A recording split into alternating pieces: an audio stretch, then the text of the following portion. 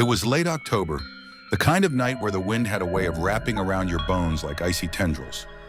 Ryan, Ella, and Jake were trekking through the dense woods just outside their small town. The trio was on a dare, one that involved spending the night in the notorious Blackwood Forest.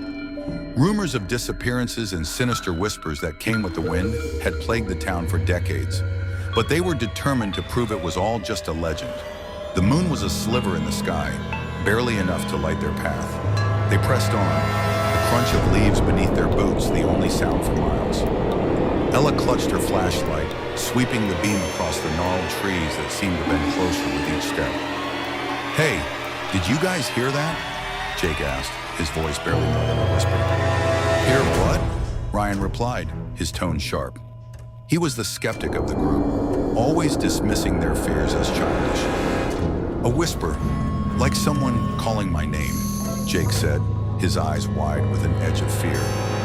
Ella shot him a look of concern, but they kept moving, unwilling to lose their nerves so early into the night. The forest seemed to grow darker as they ventured deeper. The shadows between the trees thickened, and the air grew colder. Finally, they found a small clearing where they set up camp. Ryan struck a match and lit a small fire, its flickering flames casting long, dancing shadows around them. The stories they had heard about Blackwood Forest started to creep into their conversation. Ella mentioned how her grandmother once told her about a witch who was rumored to have lived in these woods centuries ago, cursing anyone who dared to trespass. Jake laughed nervously, but Ryan waved it off. "Those are just stories to scare kids," Ryan said. "We're going to be fine. We'll stay the night, prove nothing's here, and head back at dawn." But as the fire crackled, a strange sound began to fill the air. It was faint at first, almost like the rustling of leaves. But soon it became clear, whispering voices, low and guttural, weaving through the trees like a sinister lullaby. Ella's face went pale. "Is someone out there?" she called into the darkness. But there was no reply, just the whispering, growing louder and more distinct. It seemed to be coming from all around them, enveloping them in a cold embrace. Jake stood up abruptly.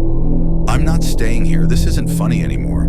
But as he turned to leave, a figure appeared in the shadows just beyond the firelight. It was tall, impossibly tall, with limbs that seemed too long for its body. Its eyes glowed a sickly yellow, reflecting the firelight like a predator stalking its prey. "What? What is that?" Ella stammered, her voice barely a breath. Ryan tried to convince himself it was a trick of the light, some optical illusion, but the figure began to move, gliding closer, its face hidden in shadow. The whispers grew into a cacophony of voices, each one distinct yet blending into a haunting chorus. "Run!" Jake screamed, breaking the paralysis that held them. The three of them bolted into the forest, their flashlights bobbing wildly, casting erratic beams of light that only deepened the darkness around them.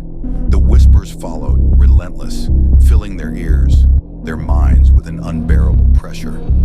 Ryan glanced back only to see the figure moving faster than any human could, its limbs contorting and stretching as it gave chase. Ella's scream pierced the air as she tripped over a gnarled root, her flashlight flying from her hand. Ryan skidded to a stop, grabbing her arm and hauling her up. But when he turned back to Jake, he was gone. "Jake, where are you?" Ryan shouted, his voice breaking. But all that answered him was a whisper, his own name being called from somewhere in the darkness. They could barely see more than a few feet in front of them, every twisted branch and shadowed corner a potential hiding place for the thing that hunted them.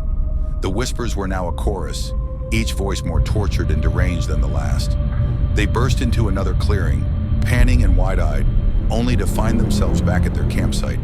The fire was still burning, but now there were three figures standing around it. Their backs were turned, but they were unmistakably human, too still, too silent. Ella clutched Ryan's arm. "Is that Jake?" she whispered. The figures by the fire turned, revealing hollow black eyes and twisted, agonized faces, exact replicas of themselves. A cold, echoing laugh filled the air as the figures melted into one towering, shadowy form. With bone-chilling fingers, it seized Ella by the throat, lifting her effortlessly. Ryan tried to flee, but the ground swallowed him like quicksand. His last sound was his own voice, whispering and mocking in the darkness. The next day, townsfolk found only a burned-out campfire and 3 sets of footprints leading into the woods. Legend says on windy nights, the whispers of Ryan, Ella, and Jake still haunt the forest.